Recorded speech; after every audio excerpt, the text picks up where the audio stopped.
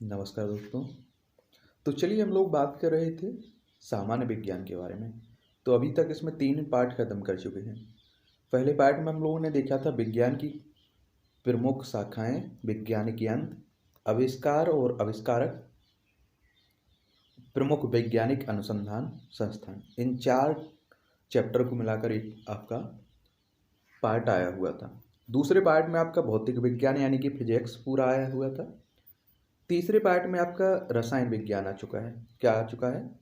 रसायन विज्ञान आ चुका है पूरा, यानी कि केमिस्ट्री आपका आ चुका है। अब आगे हम लोग बात करते हैं विज्ञान में जीव विज्ञान के बारे में।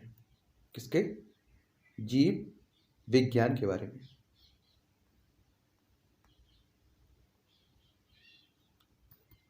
इसमें बात करेंगे हम लोग जीव विज्ञान की प्रमुख शाखाएं देखेंगे। जीव का जगत वर्गीकरण क्या है उस पर भी चर्चा करेंगे। सूक्ष्म जीव देखेंगे, जीवाणु देखेंगे। उसी का बाद हम लोग इसी में ले आएंगे आपका जंतु विज्ञान। इसमें आपका नॉन कार्डेटा तथा कार्डेटा में अंतर देख लेंगे। जंतु जगत का वर्गीकरण, आकशेरुकी एवं कशेरुकी, इसे भी देख लेंगे। और इसके बाद कोशिका विज्ञान को भी हम लोग देख लेंगे। ठीक है, जंतु ऊतक को देख लेंगे। उसके बाद इतना हम लोग चौथे टॉपिक में, और फिर उसके बाद 5वें टॉपिक में हम लोग प्राथमिक स्वास्थ्य और शरीर विज्ञान के बारे में जानेंगे। ठीक है, जीव विज्ञान, बायोलॉजी।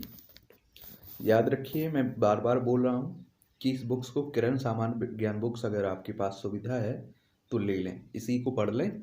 सामान्य ज्ञान के लिए चारों तरफ ना चक्कर लगाएं।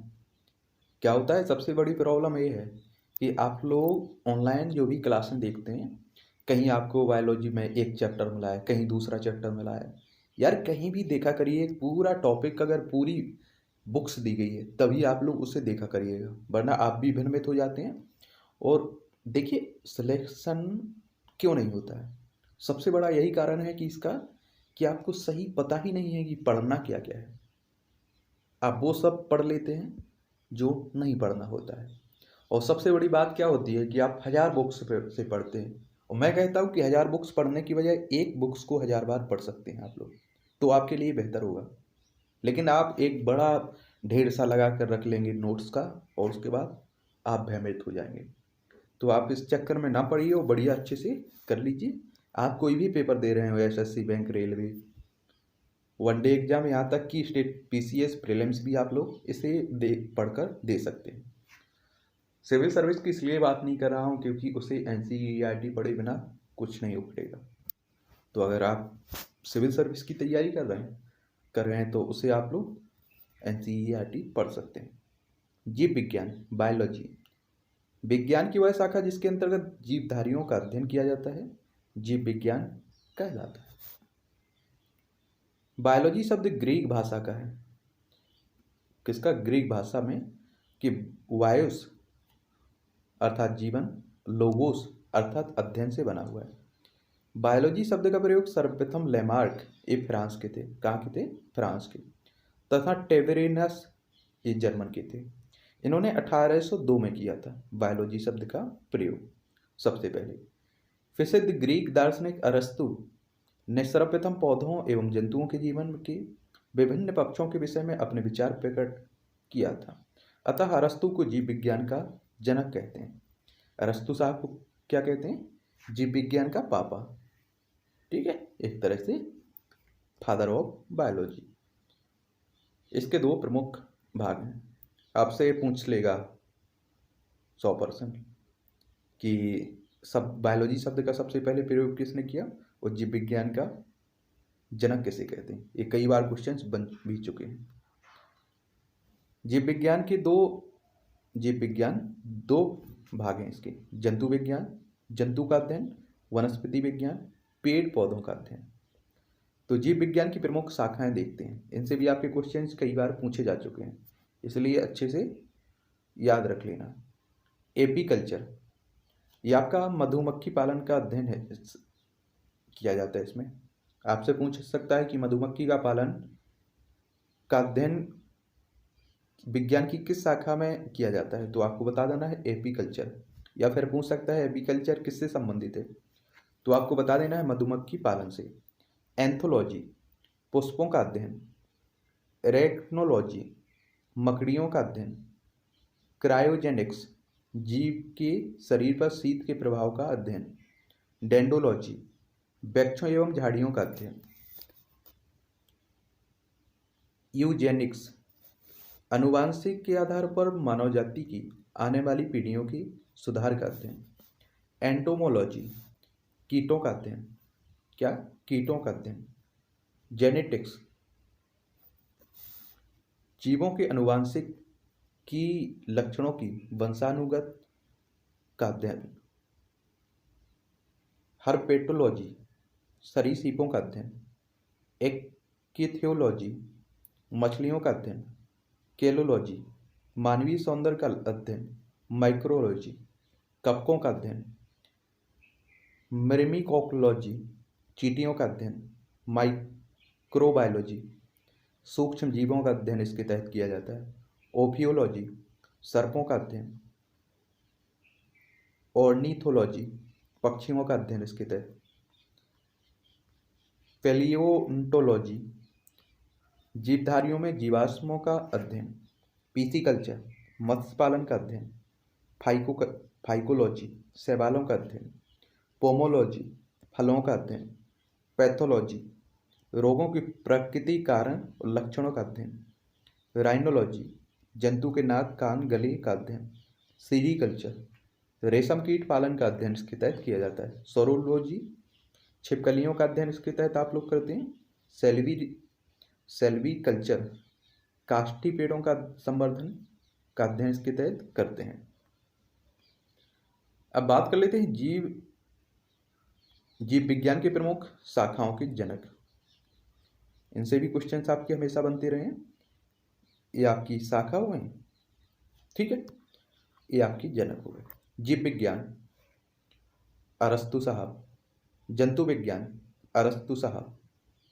जीव विज्ञान के जनक कौन है? अरस्तु। जंतु विज्ञान के कौन है? अरस्तु साहब ही। वनस्पति विज्ञान थियोफेस्टस। वर्गीकी लिनियस। अनुवांशिकी ग्रेगर मेंडल। जीवाश्मिकी लियोनार्डो दा विंसी। चिकित्सा शास्त्र हिप्पोकेटस। सूक्ष्म जीव विज्ञान लुई पाश्चर साहब। कौन? लुई पाश्चर साहब। आधुनिक भूड विज्ञान बॉन बेयर। जीवाणु विज्ञान ल्यूवेनहॉक। कवक विज्ञान माइकेली। प्रतिरक्षा विज्ञान एडवर्ड जेनर। कोशिका विज्ञान रॉबर्ट हुक। भारतीय पारिस्थितिकी आर मिश्रा। भारतीय बायोलॉजी RS कश्यप। भारतीय शैवाल विज्ञान MOA अयंगर। ठीक है, इन सभी वैज्ञानिकों को याद रखना है आपको। फिर आपका जीव जगत का वर्गीकरण। सभी जीव जगत को अरस्तु ने जंतु समूह और वनस्पति समूह में रखा, जबकि लिनियस ने जंतु जगत और पादप जगत में रखा। सभी जीव जगत को अरस्तु साहब ने इन्हें जंतु समूह और वनस्पति समूह में रखा, जबकि जो लिनियस साहब हैं इन्होंने जंतु जगत और पादप जगत में बांटा। लिनियस ने आधुनिक वर्गीकरण प्रणाली की नींव डाली, अतः इनको आधुनिक वर्गीकरण का पिता कहा जाता है। RH ब्रेटर,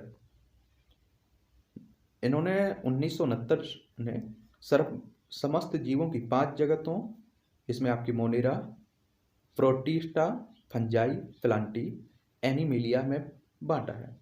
मोनेरा जगत के जीवों में संगठित केंद्रक या फिर कोशिकांग का अभाव होता है, जैसे जीवाणु, नील हरित शैवाल, माइक्रोप्लाज्मा। प्रोटिस्टा, इसमें एक कोशिकीय यूकेरियोटिक जीव रखे गए, जैसे एक कोशिकीय शैवाल, प्रोटोजुआ, डायटम आदि। कवक है फिर आपका। कवक क्या है? विषमपोषी यूकेरियोटिक जीव हैं। इनकी कोशिका भित्ति काइटिन की बनी होती है। इनका शरीर कवक तंतुओं का बना होता है, जैसे ईस्ट, मशरूम, पेनिसिलियम आदि। ये मशरूम आप लोग जानते हैं, आप लोगों की भाषा में इसे कुकुरमुत्ता कहते हैं। क्या कहते हैं? कुकुरमुत्ता। इसकी अब आप जानते हैं कि सब्जी भी बनती है मशरूम की।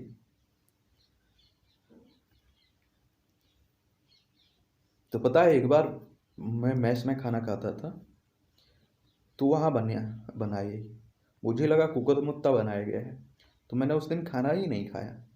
बाद में मुझे चला कि इसकी खेती अलग से होती है, वो कुकुरमुत्ता नहीं है।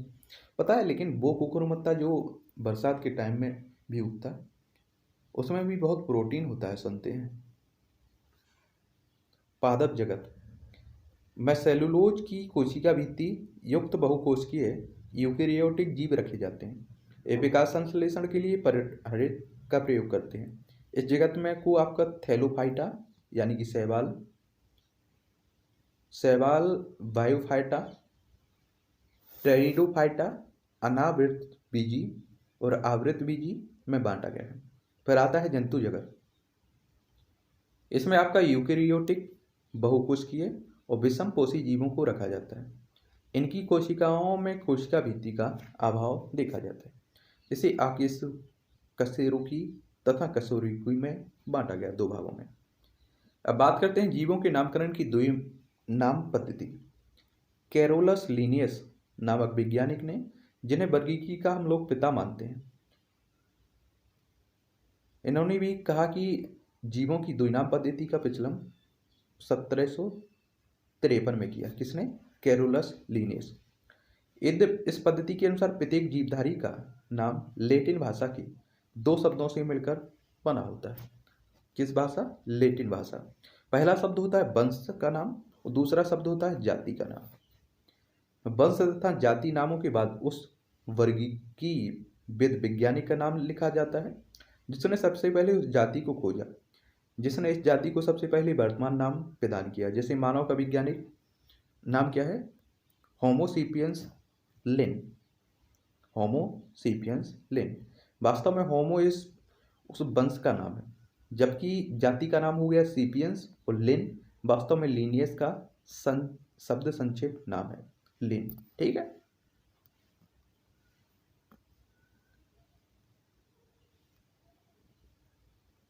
इसका अर्थ है कि सबसे पहले लीनियस ने इस जाति को होमोसेपियंस नाम पुकारा था। कुछ वैज्ञानिकों के, जीवधारियों के वैज्ञानिकों नाम की बात करें तो मेढक राना टिग्रिनिका, मनुष्य होमोसेपियंस, गाय बोस इंडिकस, बिल्ली फिलिस डोमेस्टिका, कुत्ता कैनिस फैमिलिज, मक्खी मॉस्का डोमेस्टिका। ये सभी कुछ वैज्ञानिक नाम हैं। इस प्रकार सभी क्रम एक साथ मिलकर निम्नलिखित टैक्सानोमिक पदानुक्रम बनाते हैं। कौन कौन से? किंगडम, ए डिवीजन, फाइलम, फिर उसके बाद वर्ग, ऑर्डर, कुटुंब, जीनस और जाति। इस तरह से ऊपर से नीचे घटते क्रम में जाति, जीनस, कुटुंब, ऑर्डर, वर्ग, डिवीजन और आपके सबसे नीचे किंगडम। अब चलते हैं हम लोग आगे सूक्ष्म विज्ञान, सूक्ष्म जीव, माइक्रो ऑर्गेनिज्म। सूक्ष्म जीव को सूक्ष्मदर्शी से देखा जा सकता है, यानी कि जो माइक्रोस्कोप होता है उनसे इन जीवों को देखा जा सकता है। कुछ प्रमुख सूक्ष्म जीवों का संक्षेप विवरण निम्नलिखित है। विषाणु, ये वायरस है। इसकी खोज D.I. आइवेनोवस्की ने 1892 में रोगग्रस्त तंबाकू के पौधे में की थी और इस विषाणु का नाम टोबैको मोज़ेक वायरस रखा। W.M. स्टैनले ने वायरस को रवेदार रूप में प्राप्त किया था। किसमें? रवेदार रूप में। ठीक है, याद रखिए 1892 में सबसे पहले विषाणु की खोज की गई। विषाणु वायरस जीवाणु से भी छोटे होते हैं। ये दो प्रकार के पदार्थों से बने होते हैं, एक प्रोटीन, दूसरा न्यूक्लियक अम्ल। प्रोटीन के खोल को कैप्सिड कहते हैं, जो कि न्यूक्लियक अम्ल के चारों ओर होते हैं। कैप्सिड की छोटी छोटी इकाइयाँ इकाइयों को कैप्सोमीयर कहते हैं। न्यूक्लिक अम्ल या तो आरएनए फिर या डीएनए होते हैं, अधिकतर आपके आरएनए होते हैं। परपोषी प्रकृति के अनुसार विषाणु 3 प्रकार के होते हैं। वायरस 3 प्रकार के होते हैं। पादप वायरस में न्यूक्लिक अम्ल में आरएनए होता है। जंतु वायरस में न्यूक्लिक अम्ल में डीएनए होता है। और बैक्टीरियोफेज इसमें जीवाणुओं पर आक्रमण करते हैं जिनमें न्यूक्लिक अम्ल डीएनए रूप में होता है। जिस विषाणु में आनुवांशिक पदार्थ आरएनए होता है उसे हम लोग रेट्रो विषाणु कहते हैं। क्या कहते हैं? रेट्रो विषाणु। तथा जिसमें डीएनए होता है उसे हम लोग एडिनो विषाणु कहते हैं। वेरियोन एक संपूर्ण विषाणुवीय कण जो संक्रमण फैलाने में सक्षम होता है, इसे हम लोग वेरियोन कहते हैं। विषाणु की प्रकृति वायरस में निर्जीव एवं सजीव दोनों के गुण पाए जाते हैं।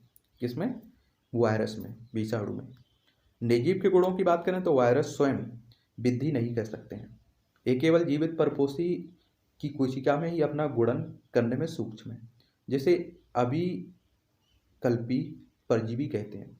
वायरस को क्रिस्टल के रूप में प्राप्त किया जा सकता है। कोशिका के बाहर वायरस में श्वसन और अन्य उपापचय क्रियाएं नहीं होती हैं। सजीव के अगर गुणों की बात करें तो वायरस जनन कर सकते हैं एवं उनमें उत्परिवर्तन की क्षमता होती है। ये संवेदनशील होते हैं और उन पर ताप, पराबैंगनी किरणों आदि का प्रभाव पड़ता है। विषाणु पोषी कोशिका को नष्ट कर देते हैं। फिर आपका विरोइडिस। अमेरिकी वैज्ञानिक T.O. डायनर ने सर्वप्रथम विरोइडिस की खोज की थी। यह गोलाकार एवं स्ट्रैंडेड आरएनए के बने होते हैं जिनमें प्रोटीन की खोल नहीं होती। ये विषाणु से भी छोटे होते हैं। इसके कारण सिट्रस एक्जिकार्टिस रोग, नारियल के पेड़ का कंडाग रोग आदि होते हैं इसके कारण। ठीक है। फिर आपके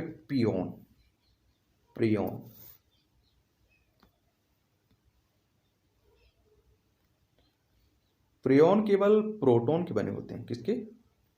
प्रोटीन के। इनमें न्यूक्लिक अम्ल नहीं पाया जाता है। इनकी खोज और नामकरण स्टैनले फ्रोसीनर ने की थी। इसके कारण निम्नलिखित रोग होते हैं। कौन कौन से? क्रोयूट सफेल्ट जैकब रोग। यह मनुष्य के तांत्रिक तंत्र का रोग है जिसमें याददाश्त की कमी या फिर पागलपन या फिर पेशी अनियंत्रण हो जाता है और अंततः रोगी की मृत्यु हो जाती है, यानी कि रोगी मर जाता है। CJD एक वंशानुगत रोग है, लेकिन यह शल्य क्रिया द्वारा एक मानव से दूसरे मानव में प्रसारित भी हो जाता है। मेड गाय बीमारी।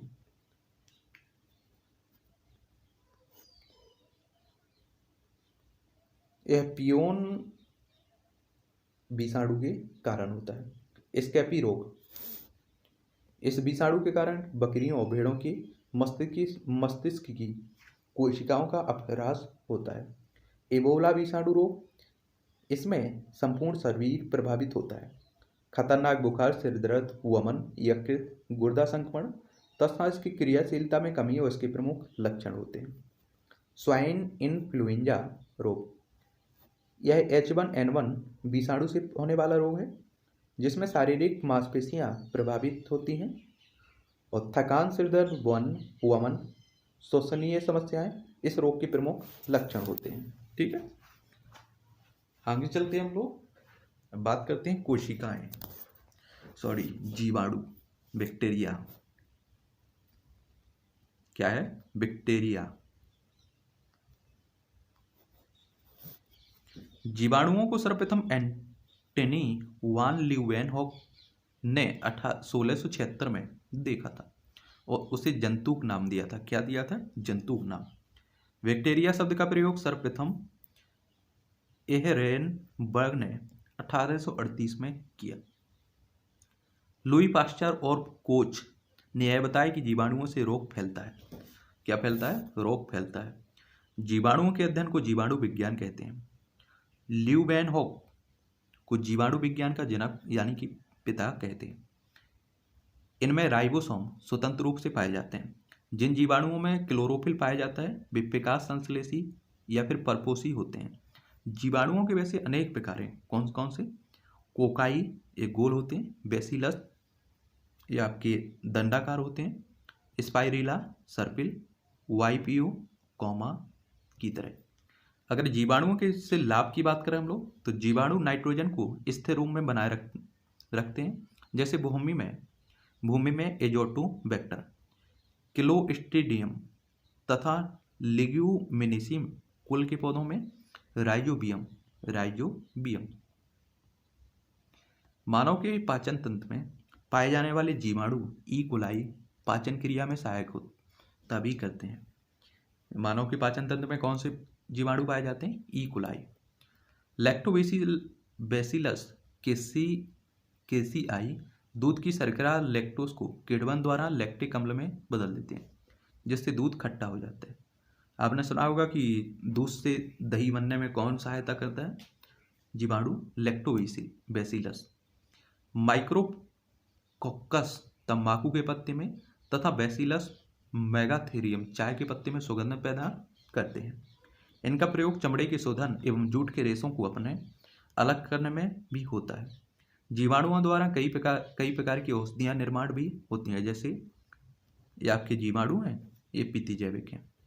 स्टेप्टोमाइसिस वेनेजुएली, इससे आपकी क्लोरोमाइसिटिन बनती है। Streptomyces griseus, streptomycin, Streptomyces fradiae, neomycin, Streptomyces ramosus, terramycin, इससे पितिजैविक बनाई जाती है। जीवाणुओं से होने वाली हानि की बात करें हम लोग, तो स्टेप्टोकोक्कस, स्टेफाइलोकोक्कस आदि ने स्रावित विषैली पदार्थ खाद्य पदार्थ को विषाक्त बना देता है। स्पाइरोकीट साइटोफाज कपास के रेशों को नष्ट कर देता है। जीवाणु मिट्टी का विनाइटीकरण कर उनकी उर्वरता कम कर देते हैं। अब चलते हैं हम लोग जंतु विज्ञान की तरफ, बायोलॉजी की बात।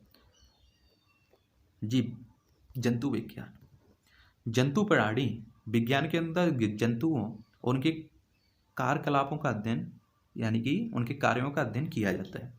सर्वप्रथम अरस्तु साहब ने 340 ईसा पूर्व यानी कि बीसी की बात की जा रही है। 340 ईसा पूर्व में जंतु इतिहास नामक एक किताब लिखी। इसलिए अरस्तु को जंतु विज्ञान का भी जनक माना जाता है। एनिमेलिया, जंतु जगत, इसमें आपके प्रोटोजुआ एक कोशिकीय और मेटोजुआ बहुकोशिकीय होते हैं। इसमें भी आपके पैराजुआ और यूमेटाजुआ दो भागों में बांटते हैं। जंतु जगत को दो प्रमुख श्रेणियों में बांटा गया है, नॉन कार्डेटा और कार्डेटा। नॉन कार्डेटा तथा कॉर्डेटा में अंतर। नॉन कार्डेटा, कॉर्डेटा, इसमें नोटोकार्ड अनुपस्थित होता है और इसमें किसी न किसी अवस्था में नोटोकार्ड पाई जाती है। इसमें गिल दरारें नहीं पाई जाती हैं, इसमें गिल दरारें पाई जाती हैं। इसमें तंत्रिका रज्जु अधर भाग में होता है तथा ठोस में नहीं। इसमें तंत्रिका रज्जु पृष्ठ भाग में होता है, खोखली होती है। इसमें आपका नॉन कोर्डेटा को निम्नलिखित संघों में बांटा गया है, Protozoa, Porifera, Coelenterata, Platyhelminthes, Annelida, Arthropoda, Mollusca, Echinodermata. Chordata को निम्नलिखित संघों में बांटा गया है, मत्स्य वर्ग, एम्फीबिया वर्ग, सरीसृप वर्ग, पक्षी वर्ग और स्तनी वर्ग। विभिन्न वर्गों के बीच की कड़ियों की बात करें तो विषाणु सजीव और निर्जीव, यूग्लिना जंतु और पादप, प्रोटीरोस्पोंजिया प्रोटोजुआ और पोरीफेरा, नियोपिलिना मोलस्का और एनीलिडा, पेरिपेटस एनीलिडा और आर्थ्रोपोडा, बेलेनोग्लोसस आकशेरुकी और कशेरुकी, पोटोथीमिया सरीसृप और स्तनधारी, आर्कियोप्टेरिक्स सरीसृपों और पक्षियों। मधुमक्खी आपकी एक सामाजिक कीट है। क्या है? सामाजिक कीट है, यानी कि हमारे लिए फायदे में रहती है। क्या है? हमारे लिए बहुत कुछ देती है मधुमक्खी। वैज्ञानिक कार्ल वॉन फ्रेंच ने मधुमक्खी की भाषा का पता लगाया था। बिच्छू में श्वसन वोक लंग्स द्वारा होता है। जुगनू रात्रि में चमकने वाले कीट हैं, जिसमें लूसीफेरेन रसायन पाया जाता है, जिसके कारण ऑक्सीकरण से प्रकाश उत्पन्न होता है। आप देखते हो ना कि जुगनू रात में चमकती है। उड़ीसा की चिल्का झील भारत में प्रॉन कल्चर के लिए विख्यात है।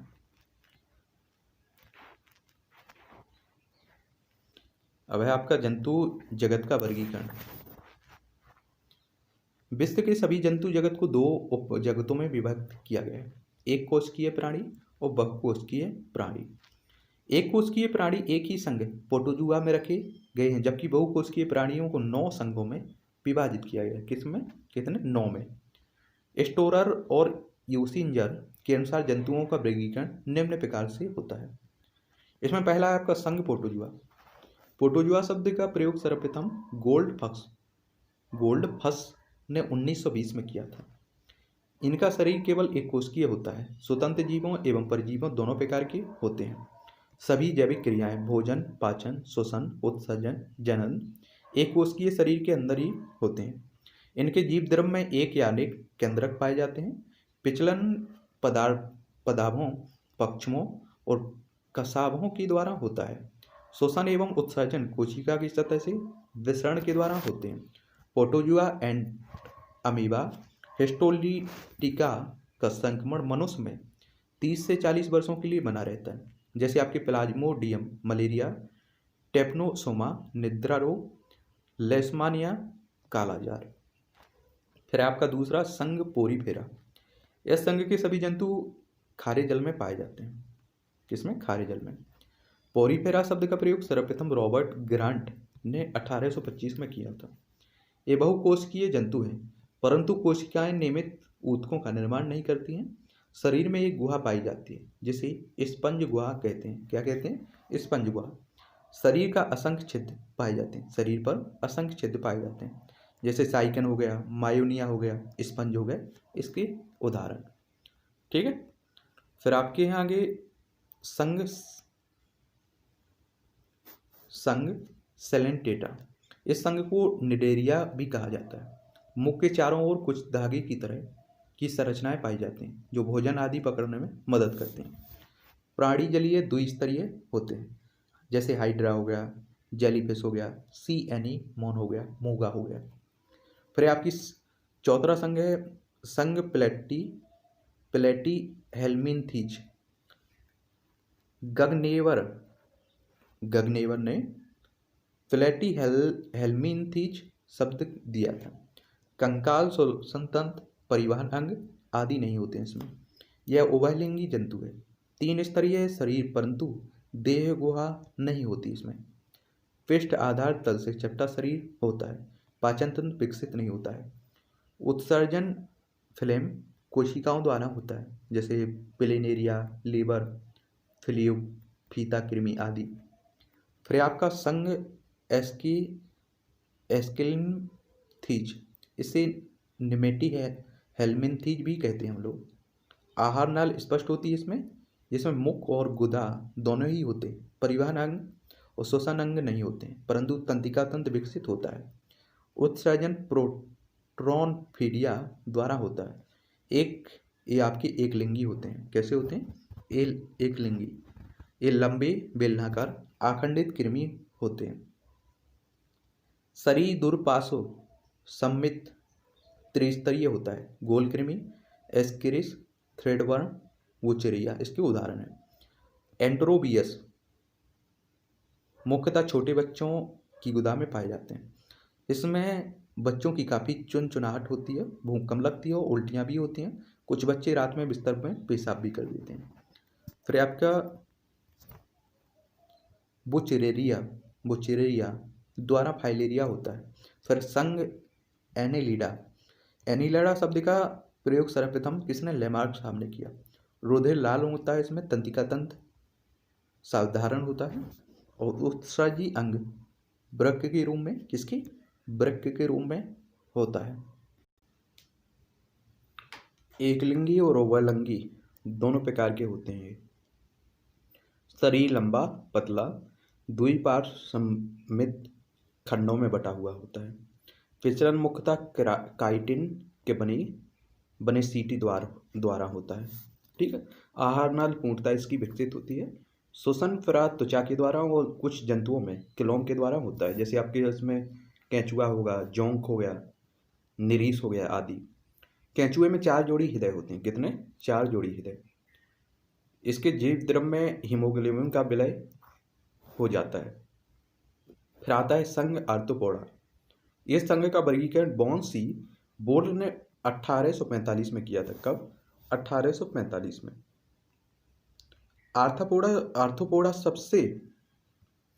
सबसे बड़ा और सबसे सफल संघ है। यह प्राय एकलिंगी होता है एवं निषेचन शरीर के अंदर ही होता है। इसके शरीर 3 भागों में विभक्त होता है, सिर, वक्ष और उदय। इसकी देहगुहा होमिसील कहलाती है। क्या कहलाती है? हीमोसील। इसके पाद संधि युक्त होते हैं। रुधिर परिसंचारी तंत्र खुले प्रकार का होता है। टेकिया, गिल्स, बुक, लंग्स, सामान्य सतह आदि इसके श्वसन अंग हैं। इसमें आपके तिलचंटा हो गया, कॉकरोच, झींगा मछली, केकड़ा, खटमल, मक्खी, मच्छर, मधुमक्खी, टिड्डी, ये सभी इसी में आते हैं। कॉकरोच के हृदय में आपके 13 कक्ष होते हैं। कितने? 13 कक्ष। कीटों में 6 पाद और 4 पंख होते हैं। चिंटी एक सामाजिक जंतु है जो श्रम विभाजन प्रदर्शित करती है। दीमक भी एक सामाजिक कीट है जो निर्भय कॉलोनी में रहते हैं। संघ मोलस्का, इसका नामकरण जॉस्टन ने 1650 में किया था। कब? 1650 में। शरीर 3 भागों में विभक्त होता है, सिर, अंतरांग और पाद। रक्त इसका रंगहीन होता है। उत्सर्जन वृक्कों के द्वारा होता है। इनमें कवच सदैव उपस्थित रहता है। आहार नाल पूर्ण विकसित होती है। इनमें श्वसन गिल्स या फिर ट्रिनिडिया द्वारा होता है। इसमें घोंगा हो गया, सीपी हो गई, ये सभी। ये आपकी मोलस्का है। और पिछले 3 के नाम एप्लिसिया समुद्री खरगोश, कुंडलिनी उद्यान घोंगा, सीपिया कटलफिश, सिप्रिया कोडी, डोरिस समुद्री नींबू, ऑक्टोपस सरंग मीन। फिर आपका 9, इसमें संघ इकाई नोड मेटा। इस संघ का नामकरण जेकोब किलीन ने 1738 में दिया था। पिछलन भोजन ग्रहण करने हेतु नाल पाद होते हैं जो संवेदी अंग का कार्य करते हैं। तंत्रिका तंत्र में मस्तिष्क विकसित नहीं होता है। इस संघ के सभी जंतु समुद्री होते हैं। कैसे होते हैं? समुद्री। जल संवहन तंत्र पाया जाता है इसमें। पुनरुत्पादन की विशेष क्षमता होती है। सितारा मछली, समुद्री अर्चिन, पंख तारा, बिट्टिल स्टार और समुद्री खीरा आदि इसमें शामिल हैं। फिर आपके संघ कोर्डेटा, इसका वर्गीकरण बेल्फोर ने किया था। किसने? बेल्फोर। इनमें नालदार तंत्रिका रज्जु पाया जाता है। इनमें नोटोकार्ड उपस्थित होता है। इनमें क्लोम छिद्र अवश्य पाए जाते हैं। संघ कार्डेटा के कुछ प्रमुख वर्ग हैं। इसमें आपका मत्स्य वर्ग हो गया। इसमें श्वसन क्रिया के लिए ग्लोम पाए जाते हैं जो जल में विलीन ऑक्सीजन का उपयोग करते हैं। ये सभी असमतापी जंतु हैं। इनका हृदय 2 बेसमी होता है और केवल अशुद्ध रक्त ही पंप करता है। कैसा? अशुद्ध रक्त। कुछ मछलियों में कंकाल उपास्थि का बना होता है, जैसे शार्क हो गई, स्कोलियोडन हो गई, रोहू, कतला, समुद्री घोड़ा। फिर आपका एम्फीबिया वर्ग श्वसन गिलोमों, त्वचा और फेफड़ों द्वारा होता है इनका। ये सभी प्राणी उभयचर होते हैं। ये तापी होते हैं। हृदय 3 बेसमी में होते हैं, 2 अलिंद होते हैं, 1 निलय होता है इसमें, जैसे आपका मेढक हो गया। मेढकों की टरटराहट वास्तव में मिथुन के लिए पुकार होती है। ठीक है। फिर आपकी सरीसृप वर्ग। श्वसन फेफड़ों के द्वारा होता है। इनके अंडे कैल्शियम कार्बोनेट की बनी कवच से ढके रहते हैं। वास्तविक स्थलीय कशेरुकी जंतु जो असमतापी जंतु हैं, 2 जोड़ी पाद होते हैं इनमें। हृदय सामान्यतः त्रिकक्षीय होता है, लेकिन मगरमच्छ का हृदय 4 कक्षीय होते हैं। क्या होते हैं? इसमें 4 कक्ष होते हैं। छिपकली सांप, घड़ियाल, कछुआ आदि इसमें शामिल है।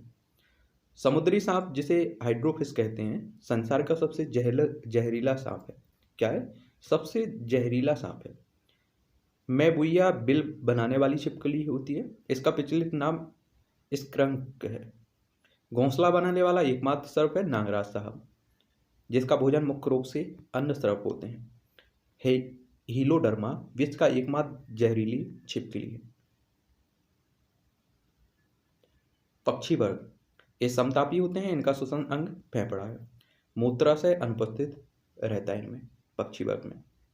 ठीक है।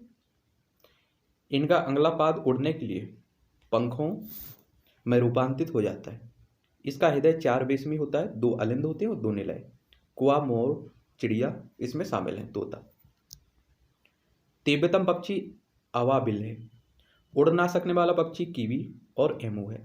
सबसे बड़ा जीवित पक्षी शुतुरमुर्ग है और सबसे छोटा पक्षी हमिंग बर्ड है। ठीक है। फिर आपका स्तनी वर्ग। इनके लाल रुधिराणुओं में केंद्रक नहीं होता है, केवल ऊंट एवं लामा को छोड़कर। बाह्यकर्ण उपस्थित होता है। त्वचा पर श्वेत ग्रंथियां और तेल ग्रंथियां भी पाई जाती हैं। ये सभी जंतु उच्च तापी और नियत तापी होते हैं। इनका हृदय 4 बेसमी होता है, यानी कि 4 कक्ष होते हैं इसमें दांत जीवन में 2 बार निकलते हैं, इसलिए इन्हें द्वारदंती कहते हैं। स्तनधारी वर्ग को 3 उपवर्गों में बांटा गया है। प्रोटीथेरिया, ये अंडे देते हैं, जैसे एकिडना हो गया, प्लेटिपस हो गया। मेटाथीरिया, ये परिपक्व बच्चों को जन्म देते हैं, जो मार्सोपियल नामक थैली में विकसित होने तक रहता है, कंगारू जैसे हो गया। फिर आपका यूथेरिया, ये पूर्ण विकसित शिशुओं को जन्म देते हैं, जैसे आपका मनुष्य हो गया। ठीक है। स्तनधारी वर्ग में रक्त का सबसे अधिक तापमान बकरी में कितना? 39 डिग्री सेल्सियस तक होता है, सबसे ज़्यादा, याद रखिए, बकरी। डक विल्ड प्लेटिपस एकमात्र विषैला स्तनी है। मेरुदंड की उपस्थिति को आधार मानकर जंतुओं को 2 वर्गों में विभाजित किया गया है, कशेरुकी और अकशेरुकी। रीढ़ की हड्डी वाले जंतुओं को कशेरुकी और बिना जो रीढ़ की हड्डी वाले जंतु होते हैं इन्हें अकशेरुकी कहते हैं। इन दोनों वर्गों का संक्षिप्त वर्णन निम्न सारणी में वर्णित है नीचे। ये आपका ये अकशेरुकी हो गया, वर्ग हो गया, उदाहरण हो गया, विशेष गुण हो गया। फाइलम प्रोटोजुआ, इसमें आपका अमीबा हो गया, Plasmodium, Paramecium, Euglena and amoeba histolytica. ये एक कोशिकीय सूक्ष्म प्राणी है। फाइलम पोरीफेरा, इसमें आपका स्पॉन्ज हो गया, ग्रांसिया हो गया। ये बहुकोशिकीय प्राणी एवं पूरे शरीर में अति सूक्ष्म रंध्र वाले होते हैं। फाइलम सिलेंट्रेटा, इसमें हाइड्रा, कोरल, जेलीफिश, समुद्री मैन हो गया। इसमें बहुकोशिकीय प्राणी, जलीय, अधिकांशतः समुद्री उत्सर्जी एवं रक्त परिसंचरण तंत्र का अभाव देखा जाता है। फिर आपका फाइलम एनिलिडा केंचुआ जोंक निरीक्षित में शामिल है। चिकने शरीर के लंबे और धीरे धीरे सरक कर चलने वाले प्राणी हैं। रक्त परिसंचरण एवं तंत्र स्नायु की उपस्थिति, इसमें स्नायु तंत्र की उपस्थिति होती है। फाइलम आर्थ्रोपोडा, खटमल हो गया, केकड़ा, मकड़ा, मक्खी, मच्छर, चींटी, गोजर, तिलचंटा, कॉकरोच, ये सभी के उदाहरण हैं इसी के। संख्या में सबसे अधिक जंतुओं वाला फाइलम, लगभग 80%। हीमोसिल की उपस्थिति, केंद्रीय तंत्र की उपस्थिति इसमें देखी जाती है। फाइलम मोलस्का, इसमें अलग हो गया, ऑक्टोपस हो गया, मोसेल, शंख। कठोर आवरण के भीतर जीवों का शरीर, कोमल गति के लिए पैर, लैंगिक प्रजनन, श्वसन के लिए क्लिनिडियम शामिल है। फिर आपका फाइलम प्लेटी हेल्मीथीज, इसमें लीवर फ्लूक हो गया, टैप वर्म हो गया। इसकी विशेषता क्या है? चपटा शरीर, लंबी और अविभक्त शारीरिक रचना, परजीवी, मनुष्य या उन्नत जीवों के लिए लैंगिक प्रजनन। फिर आपका फाइलम नेमेटी हेल्मिन्थीज, इसमें आपका हुकवर्म, एस्केरिस, ऑक्सेरिस हो गया, बेलनाकार और अविभक्त शरीर, उन्नत जंतुओं के परजीवी, लैंगिक प्रजनन। फिर आपका कशेरुकी, फाइलम पिसेसच, सारकोड, डॉगफिश, सी हार्स, सील, अन्य मछलियां इसके उदाहरण हुए। चमड़े पर सल्क, गति के लिए फिन और श्वसन के लिए गिल एवं अंडे देती है मदाएं। ठीक है। फाइलम एम्फीबिया, इसमें मेढक, टोड और सालामंडर हो गया। जल एवं जमीन थन दोनों पर निवास करते हैं। अंडज सल्क की अनुपस्थिति, श्वसन के लिए लार्वे में गिल लेकिन वयस्क में फेफड़ा होता। फिर आपका फाइलम रेप्टिलिया, इसमें आपके शामिल है मगर, घड़ियाल, सरप, छिपकली, गिरगिट। चमड़े पर सल्क, अंगुलियां में छिल्ली, फेफड़े में श्वसन, अस्थि निर्मित शरीर, अंडज, रेंकर चलने वाले शीत रक्तीय शामिल है। फाइलम ईओइच, ये सभी पक्षी होते हैं इसमें शामिल। डैन वालयुक्त बाह्य आवरण, चमड़ा, गति के लिए डैने एवं पैर, उष्ण रक्तीय, अंडज, दांतों का अभाव इसमें देखा जाता है। फाइलम मैमेलिया, मनुष्य, कुत्ते, बंदर, घोड़े, हाथी, भेड़, हैल, डॉल्फिन, चमगादड़। चमड़े पर बाल, रोम, अस्थिपंजर, उष्ण रक्तीय, शिशु प्रसव, भेड़, हैल, दुग्धपान के लिए स्तन, दांत, कान इत्यादि इसमें शामिल रहते हैं। ठीक है। फिर आपकी कोशिका विज्ञान। कोशिका सेल, संसार में सभी जीव छोटे से अमीबा से लेकर बड़ा हाथी तक सभी छोटी छोटी कोशिकाओं से मिलकर बनी होती है। आप इसे मकान की तरह ले सकते हैं। जिस तरह से ईंटों से मकान बनता है उसी तरह आपका सेल से शरीर बनता है। कोशिका जीवधारियों की रचनात्मक और कार्यात्मक इकाई है। यह अर्धपरागम झिल्ली से ढकी रहती है। इसमें स्वतः जनन की क्षमता होती है। कोशिका की अगर खोज की बात करें तो सबसे पहले इसकी खोज हुई 1665 में। एक अंग्रेज वनस्पति शास्त्री थे रॉबर्ट हुक ने की थी। रॉबर्ट हुक का अध्ययन उनकी पुस्तक माइक्रोग्राफिया में प्रकाशित हुआ था। इनकी कौन सी बुक्स है? माइक्रोग्राफिया, ये भी पूछी जा सकती है। 1938 में वनस्पति शास्त्री सलाई डेन और जंतु वैज्ञानिक स्वान ने कोशिका सिद्धांत प्रस्तुत किया। कोशिका विज्ञान की महत्वपूर्ण खोज की बात करें तो 19वीं सदी का अंतिम चौथाई काल कोशिका विज्ञान के क्लासिकल काल कहा जाता है इसे, क्योंकि इस समय कोशिका विज्ञान के क्षेत्र में बहुत सी महत्वपूर्ण खोजें हुई थी। 1833 में आपके रॉबर्ट ब्राउन ने केंद्रक की खोज की। फिर आपके जीव द्रव सिद्धांत सुल्जे ने दिया था। किसने? सुल्जे ने। गोल्जी बॉडी उपकरण 1867 में जॉर्ज साहब ने खोजा था। जॉर्ज। ठीक है। ये आपके डीएनए आरएनए में अंतर है। क्या अंतर है देख लीजिए। डीएनए शर्करा डीऑक्सी राइबोज होता है। आरएनए की बात करें तो इसमें राइबोज होता है, शर्करा राइबोज। डीएनए में base adenine, guanine, thymine, cytosine होता है। आरएनए में थायमिन की जगह आपका यूरेसिल होता है। इसमें आपका थायमिन और इसमें यूरेसिल। ठीक है। डीएनए केंद्रक में पाया जाता है। आरएनए मुख्य रूप से साइटोप्लाज्म में पाया जाता है। ये सभी जीवों का आनुवांशिक पदार्थ है या कुछ वायरस का आनुवांशिक पदार्थ होता है। फिर ये आपकी पादप और जंतुमय कोशिकाओं में अंतर, इन्हें भी देख लीजिए। पादप कोशिकाएं हो गई और जंतु कोशिकाएं। पौधों में विकसित त्रिस्तरीय कोशिका भित्ति पाई जाती है जो मुख्य रूप से सेलुलोज की बनी होती है। जंतु की बात करें तो जंतु कोशिका में कोशिका भित्ति नहीं पाई जाती है, बल्कि कोशिका द्रव झिल्ली में से ढकी रहती है। पादप कोशिका में कुछ पौधों को छोड़कर जैसे कवक और जीवाणु बाकी सभी पौधों में पर्णहरित पाया जाता है। जंतुओं में पर्णहरित नहीं पाया जाता है। वनस्पति कोशिका में सेंटोट्रॉम नहीं पाया जाता है, लेकिन जंतु कोशिका में केंद्रक के पास ताराकार सेंटोसोम रचना होती है इसकी, जो कोशिका विभाजन में कार्य करता है। पौधों में प्रायः लाइसोसोम नहीं पाया जाता है। लाइसोसोम जंतु कोशिका में मिलते हैं आपको। पादप कोशिका में रसधानी या फिर रिक्तिका होती है। जंतु कोशिका में रिक्तता नहीं पाई जाती है। अधिकांश पादपों की कोशिकाओं में तारक केंद्र नहीं होते हैं। अधिकांश जंतु कोशिकाओं में तारक केंद्र आपको देखने को मिलेंगे। आपकी कोशिकाएं दो प्रकार की होती हैं, एक प्रोकैरियोटिक कोशिका, एक होती है यूकेरियोटिक कोशिका। प्रोकैरियोटिक कोशिका की बात करें तो इन कोशिकाओं में हिस्टोन प्रोटीन नहीं होता है, जिनके कारण क्रोमेटिन नहीं बनता है। इसमें केवल डीएनए का सूत ही गुणसूत्र के रूप में ही पड़ा रहता है। इनमें अन्य कोई आवरण से घिरे नहीं रहता है। अतः केंद्रक नाम की कोई विकसित कोशिकांग इसमें नहीं पाई जाती है। जीवाणु एवं नीलहरित शैवालों में ऐसी ही कोशिकाएं आपको देखने को मिलती हैं। फिर आपकी यूकेरियोटिक कोशिका, इन कोशिकाओं में दोहरी झिल्ली के आवरण केंद्रक आवरण से घिरा हुआ सुस्पष्ट केंद्रक पाया जाता है, जिसमें आपका डीएनए एवं हिस्टोन प्रोटीन के संयुक्त होने से बनी क्रोमेटिन और इसके अलावा केंद्रिका भी इसमें देखने को मिलेगी।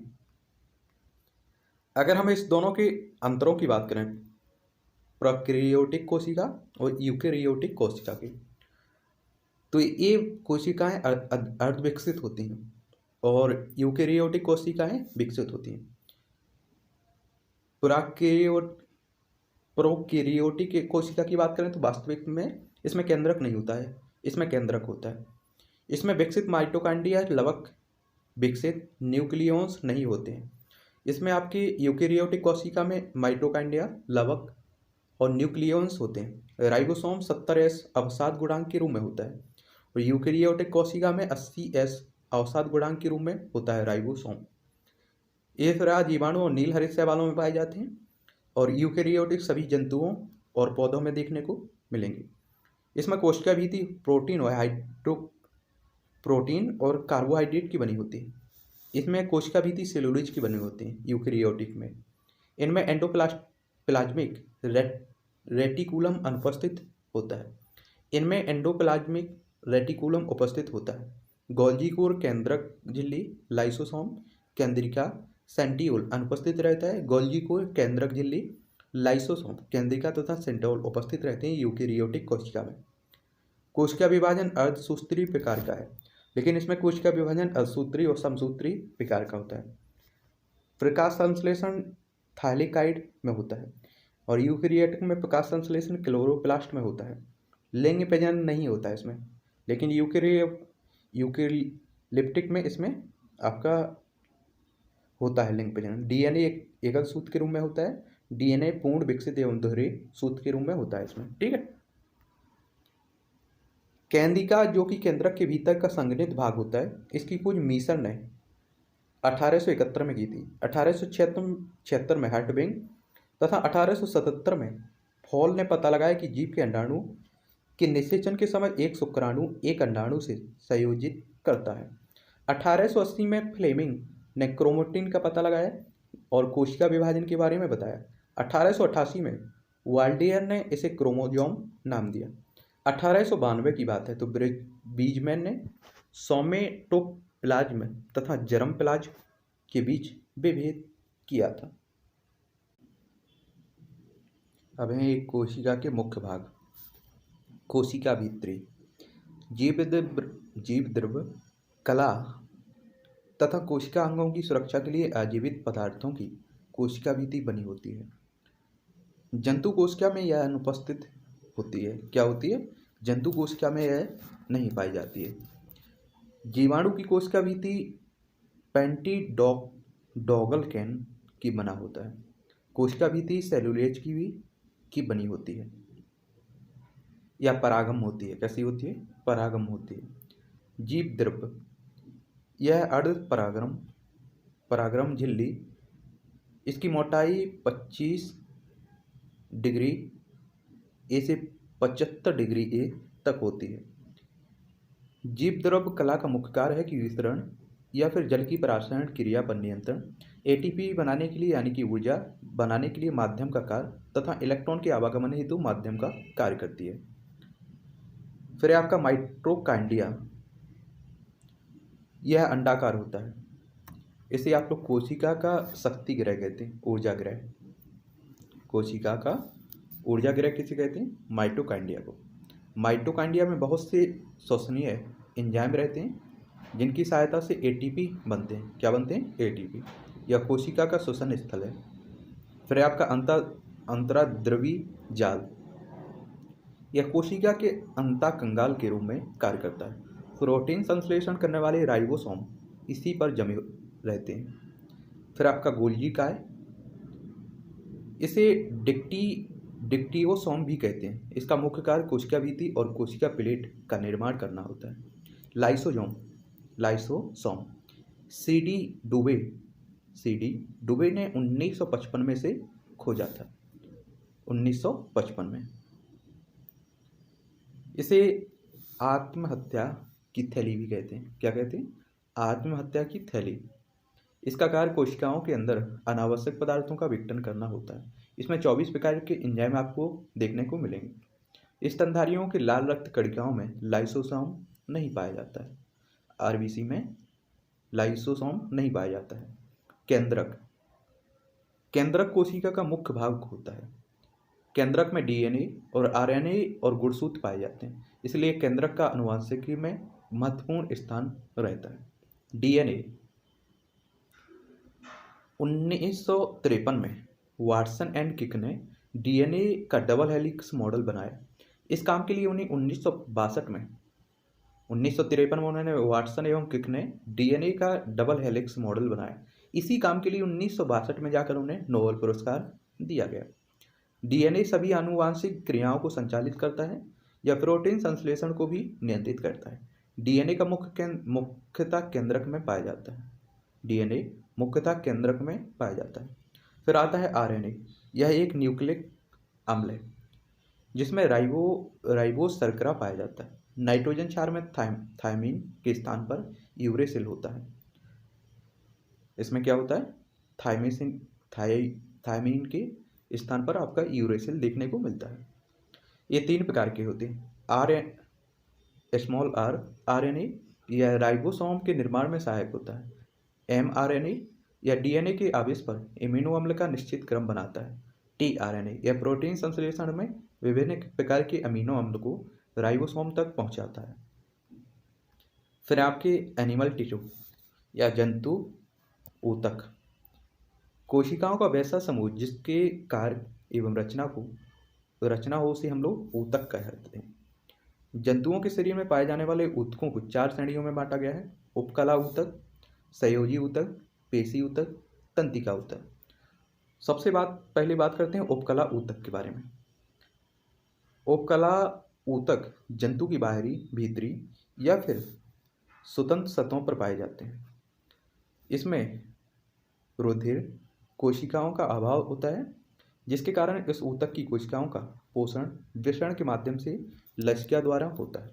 यह शरीर के कई महत्वपूर्ण अंगों में पाया जाता है, जैसे त्वचा की बाह्य सतह, हृदय, फेफड़ा एवं वृक्क के चारों ओर तथा यकृत एवं जनन ग्रंथियों की दीवार आदि पर। यह ऊतक शरीर के अंतर अंगों को चोट से बचाता है, उन्हें नम बनाए रखता है। यही इसका काम है। फिर आपका संयोजी ऊतक। संयोजी ऊतक शरीर के सभी अन्य ऊतकों तथा अंगों को आपस में जोड़ने का कार्य करता है। तरल संयोजी ऊतक जैसे रक्त एवं लसिका, जो आपका रक्त होता है इस तरल संयोजी ऊतक होता है। संवहन के कार्य में भी सहायक होता है। ऑक्सीजन ले जाना है, कार्बन डाइऑक्साइड निकालना है, और कोई भी खनिज हो गए, ये सभी पहुंचाने का काम यही करते हैं। यह ऊतक शरीर के तापक्रम को भी नियंत्रित करता है तथा मृत कोशिकाओं को नष्ट करके मृत ऊतकों एवं कोशिकाओं की पूर्ति भी करता है। फिर आपका पेशी ऊतक, यह संकुचनशील ऊतक भी कहलाता है। इसे क्या कहते हैं? संकुचनशील ऊतक। शरीर के सभी पेशियां इसी ऊतक से मिलकर बनी होती हैं। पेशी ऊतक 3 प्रकार के होते हैं: अरेखित, रेखित, हृदयक पेशी। अरेखित पेशी ऊतक उन अंगों की दीवारों पर पाया जाता है जो अनैच्छिक रूप से गति करते हैं, जैसे आहार नाल हो गया, मलाशय, मूत्राशय, रक्तवाहिनियाँ। अरेखित पेशियां उन सभी अंगों की गतियों को नियंत्रित करती हैं जो स्वयं में गति करते हैं। रेखित रेखित पेशियां शरीर के उन भागों में पाई जाती हैं जो इच्छानुसार गति करती हैं। प्रायः इन पेशियों के एक या दो सिरे रूपांतरित होकर टेंडेन के रूप में अस्थियां से जुड़े होते हैं। हृदय पेशियां केवल हृदय की दीवारों में ही आपको देखने को मिलेंगी। हृदय की गति इन्हीं पेशियों के कारण होती है जो बिना रुके जीवन पर्यंत गति करती रहती है। मानव शरीर की सबसे छोटी मांसपेशी स्टेपिडियस है। मानव शरीर में मांसपेशियों की संख्या 639 होती है। कितनी? 639। मानव शरीर की सबसे बड़ी मांसपेशी ग्लूटियस है, ग्लूटियस मैक्सिमस, कूला की मांसपेशी। फिर आता है तंत्रिका ऊतक। यह आपका चेतना ऊतक भी कहलाता है। जीवों की तंत्रिका तंत्र इन्हीं ऊतकों का बना होता है। यह दो विशिष्ट प्रकार की कोशिकाओं का बना होता है, तंत्रिका कोशिका या इसे न्यूरॉन्स कहते हैं या फिर न्यूरोग्लिया। यह ऊतक शरीर में होने वाली सभी अनैच्छिक एवं ऐच्छिक क्रियाओं को नियंत्रित करता है। न्यूरोग्लिया कोशिका मस्तिष्क की गुहा को आस्तरित करता है। अब चलते हैं कोशिका विभाजन की तरफ। इस घटना में डीएनए का द्विगुणन और फिर केंद्रक तथा कोशिका द्रव का विभाजन होता है। कोशिका विभाजन प्रमुख रूप से निम्नलिखित 3 प्रकार का होता है। आसूत्री विभाजन या आविकसित, यह आविकसित कोशिकाएं जैसे जीवाणु, नीलहरित शैवाल, ईस्ट, अमीबा, प्रोटोजुआ में होता है। समसूत्री विभाजन, यह विभाजन कायिक कोशिकाओं में होता है। सूत्री विभाजन निम्न अवस्थाओं में होता है। इसमें विभाजन अंतराल अवस्था, पूर्वावस्था, मध्यावस्था, कैरियोकाइनेसिस, पश्चावस्था, अत्यावस्था, कोशिका द्रव विभाजन, ये सभी इसी के परिणाम है। अर्धसूत्री विभाजन, यह विभाजन केवल लिंगी जनन करने वाले जीवों में ही होता है।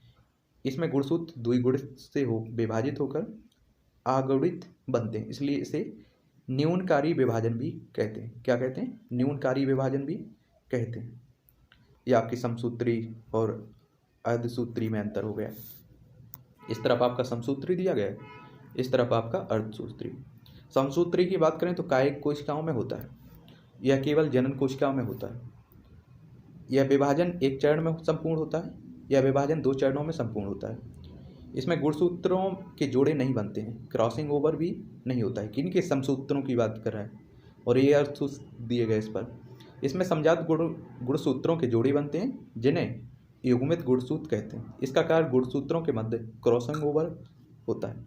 अगर समसूत्रों की बात करें तो इसमें गुणसूत्र लंबे और पतले होते हैं और अर्धसूत्री में इसमें अर्ध गुणसूत्र छोटे और मोटे होते हैं। इस विभाजन के फलस्वरूप 2 संतति कोशिकाओं का निर्माण होता है। इस विभाजन के फलस्वरूप 4 संतति कोशिकाओं का निर्माण होता है। समसूत्री विभाजन के फलस्वरूप जीवों में वृद्धि एवं टूटे फूटे भागों की मरम्मत होती है। अर्धसूत्री विभाजन द्वारा एक पीढ़ी से दूसरी पीढ़ी में गुणसूत्र संख्या का नियमन तथा क्रॉसिंग ओवर द्वारा आनुवांशिक पदार्थों का स्थानांतरण देखने को मिलता है। यह आपकी कोशिकांग खोजकर्ता और कार्य इनके।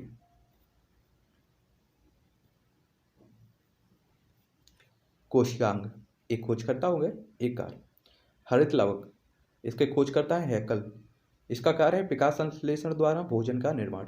माइटोकॉन्ड्रिया, कोलिकर, इसके खोजकर्ता है कोशिकीय श्वसन द्वारा एटीपी का निर्माण। अंतःपिंडीय जालिका, इसके खोजकर्ता है पोर्टर, प्रोटीन संश्लेषण में एवं लिपिड ग्लाइकोजन तथा स्टीरोइड संश्लेषण में इसका काम होता है। गोल्जी काय, इसके जो खोजकर्ता है वो है कैमिलो गोल्जी। शुक्राणु के एकोसोम का निर्माण, हार्मोन स्रावण, पदार्थों का संचय और स्थानांतरण इसका काम है। कोशिका भित्ति, इसके जो खोजकर्ता है उनका नाम है रॉबर्ट हुक। मुख्यतः सेलुलोज की बनी कैल्शियम एवं मैग्नीशियम पैक्टेट की बनी मध्य पटलिका कोशिकाओं के बीच सीमेंट का कार्य करती है। जीव द्रव, इसके खोजकर्ता है पुरकिंजे। जीवन की भौतिक आधारशिलाएं, कोशिका झिल्ली का तरल मोजेक। मॉडल। सिंगर एवं निकोलसन इसके खोजकर्ता हैं। कोशिका को आकृति प्रदान करना एवं पदार्थों का आदान प्रदान करना इसका काम है। क्वांटासोम पार्क एंड स्पॉन इसके खोजकर्ता हैं। प्रकाश संश्लेषण की इकाई इसका काम। राइबोसोम पेलेट प्रोटीन का संश्लेषण करना। तारक काय टी वोबेरी कोशिका विभाजन के समय एस्टर किरणों का विकास करना। लाइसोसोम क्या लाइसोसोम। डी डुवे इसका काम है, इसके खोजकर्ता हो गए, इसका काम है बाह्य कोशिका पदार्थों तथा अंतर कोशिका पदार्थों का पाचन और आत्महत्या की थैली भी इसे कहते हैं आप लोग।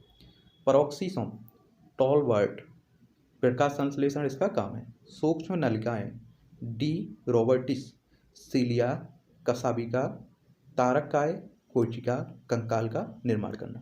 केंद्रक रॉबर्ट ब्राउन कोशिका का नियंत्रक कैंदिका फोंटाना आरएनए का तथा राइबोसोम का संश्लेषण करना इसका काम है। गुणसूत्र वाल्डेयर जननिक लक्षणों का एक पीढ़ी से दूसरी पीढ़ी में स्थानांतरण होना इसका कार्य है। चलिए, तो ये था आपका बायोलॉजी। इसमें आप लोगों ने क्या क्या देख लिया है, 2 टॉपिक इसमें आपने देखे हैं। एक तो आपने देखा है जीव विज्ञान, दूसरा जंतु विज्ञान। ठीक है, अब आगे हम लोग बात करेंगे प्राथमिक स्वास्थ्य एवं शरीर क्रिया विज्ञान। और पता है आपको, सबसे ज़्यादा साइंस में से क्वेश्चंस आपके इसी टॉपिक से पूछे जाएंगे। प्राथमिक स्वास्थ्य और शरीर क्रिया विज्ञान इसी से पूछे जाते हैं।